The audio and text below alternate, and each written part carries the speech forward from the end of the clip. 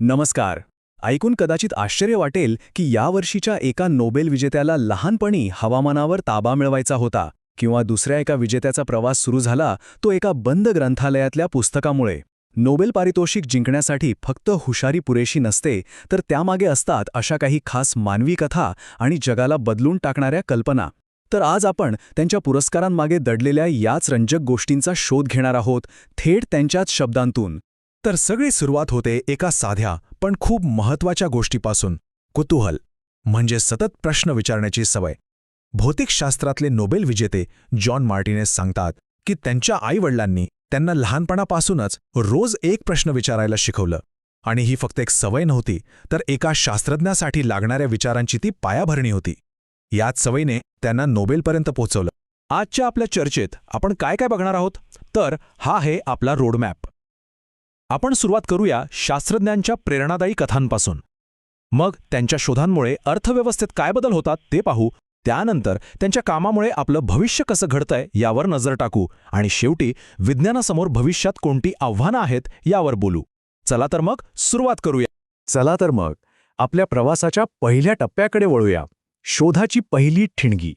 Nobel जिंकणाऱ्या कल्पना या काही लॅबमध्ये अचानक सुचत नाहीत. त्यांचा उगम अनेकदा खूप अनपेक्षित आणि वैयक्तिक कथांमधून होतो. बघूया या विजेत्यांच्या मनात विज्ञानाची पहिली ठिणगी कशी पडली. ही गोष्ट आहे रसायनशास्त्रातील नोबेल विजेते ओमर यागी यांची. फक्त 10 वर्षांचे असताना त्यांना शाळेच्या एका बंद ग्रंथालयात जायची संधी मिळाली आणि तिथे त्यांना एक पुस्तक सापडलं ज्यात रेणूंची चित्र होती. ती चित्र बघून ते इतके भारावून गेले की त्यांना अक्षरशः असं वाटलं की आपण काहीतरी असं शोधलंय जे आजपर्यंत कुणीच पाहिलं नव्हतं. बघा, विज्ञानाची ही ओढच त्यांना नोबेल पुरस्कारापर्यंत घेऊन गेली. आता फिलिप एगियॉन यांची अर्थशास्त्रातली गोष्ट तर अगदीच वेगळी आहे. त्यांची सुरुवात झाली एका राजकीय चळवळीतून. 1968 नंतर जगात बदल घडवण्याची त्यांची इच्छा होती.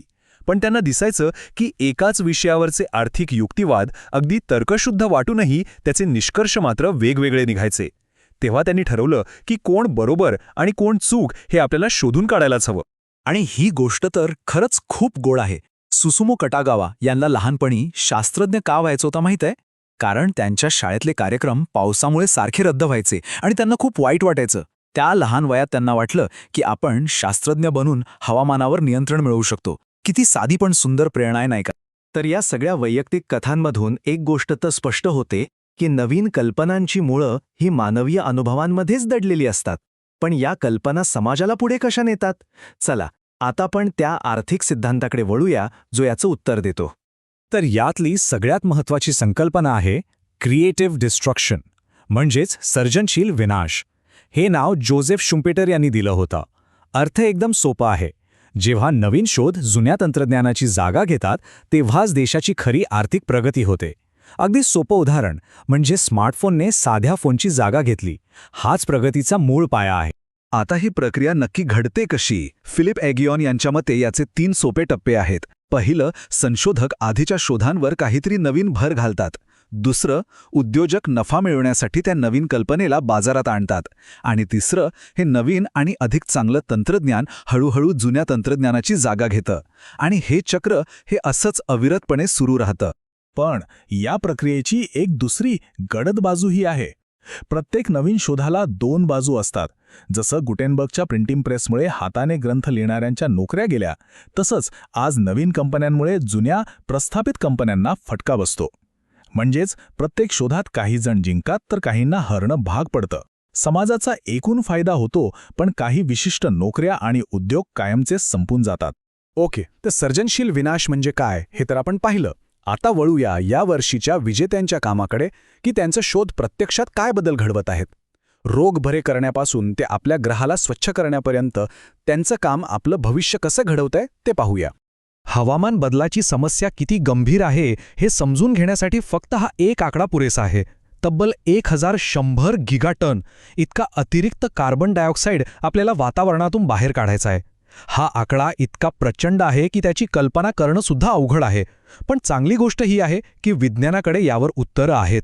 रसायनशास्त्रातलं हे काम म्हणजे एक प्रकारचं मॉलिक्युलर आर्किटेक्चर आहे. सोप्या भाषेत सांगायचं तर शास्त्रज्ञ अणुअणू जोडून अक्षरशः जाळीसारखी सच्छिद्र रचना तयार करतात आणि ही रचना कमाल करते. ही हवेतला कार्बन डायऑक्साईड पकडू शकते, वाळवंटातल्या हवेतून पिण्याचं पाणी वेगळं काढू शकते आणि स्वच्छ ऊर्जेसाठी हायड्रोजनसुद्धा साठवून ठेवू शकते. आता वैद्यशास्त्रात तर एक प्रकारची क्रांतीच घडतीये. शास्त्रज्ञांनी रेग्युलेटरी टी सेल्स शोधून काढल्या आहेत. या म्हणजे आपल्या रोगप्रतिकारशक्तीचे सुरक्षा रक्षक आहेत. ह्या पेशींना काबूत आणून आता मधुमेह, मल्टिपल स्क्लेरोसिससारखे ऑटोइम्यून आजार आणि अगदी कॅन्सरवर सुद्धा प्रभावी उपचार विकसित केले जात आहेत. इतकंच नाही तर काही आजारांवर पूर्ण उपचार सापडण्याची शक्यतासुद्धा निर्माण झालीय. विचार करा. आणि आता भौतिकशास्त्र. इथे तर गोष्टी आणखी इंटरेस्टिंग होतात. शास्त्रज्ञांनी हे सिद्ध केले की क्वांटम टनेलिंग नावाची एक विचित्र गोष्ट मोठ्या इलेक्ट्रिकल सर्किट्समध्येही होऊ शकते. क्वांटम टनेलिंग म्हणजे काय, तर एखाद्या कणाच्या भिंतीच्या आरपार जाण्याची क्षमता. ऐकायला विचित्र वाटतं, पण हाच शोध आजच्या क्वांटम चिप्सचा पाया आहे आणि भविष्यातल्या क्वांटम कॉम्प्युटरचा मार्ग मोकळा करतोय. हे सगळं ऐकून भविष्याबद्दल खूप आशा वाटतेय, नाही का? पण हे भविष्य प्रत्यक्षात आणण्यासाठी काही मोठी आव्हानं सुद्धा आहेत. चला आपल्या शेवटच्या भागात बघूया की विज्ञान आणि नवनिर्मितीच्या मार्गात सध्या कोणती आव्हानं उभी आहेत. आता ही स्लाइड बघा. हे आकडे खूप काही सांगून जातात. चीनमध्ये आज 35% पदवीधर विज्ञान आणि अभियांत्रिकी क्षेत्रातले आहेत, तर अमेरिकेत हेच प्रमाण फक्त 6% आहे. याचा अर्थ काय? याचा सरळ परिणाम भविष्यातल्या नवीन शोधांवर आणि त्या देशांच्या आर्थिक प्रगतीवर होऊ शकतो. ही एक मोठी धोक्याची घंटा आहे. आणि या सगळ्यामधलं सगळ्यात मोठं आव्हान आहे पैसा, म्हणजे फंडिंग. जे मूलभूत संशोधन असतं, ज्याचा फायदा लगेच दिसत नाही पण भविष्यातल्या मोठमोठ्या शोधांचा पाया त्यावरच रचलेला असतो, त्यासाठी पारंपरिकरित्या सरकारी निधी मिळायचा. पण आता आर्थिक दबावांमुळे जगभरात हा निधी कमी होत चाललाय. तर मग प्रश्न हा उरतो की सरकारी मदत कमी होतीये, इतर मार्ग मर्यादित आहेत, मग पुढच्या पिढीचे मोठे शोध लावण्यासाठी आवश्यक असलेल्या मूलभूत संशोधनाला पैसा देणार कोण? हा एक असा प्रश्न आहे ज्याचं उत्तर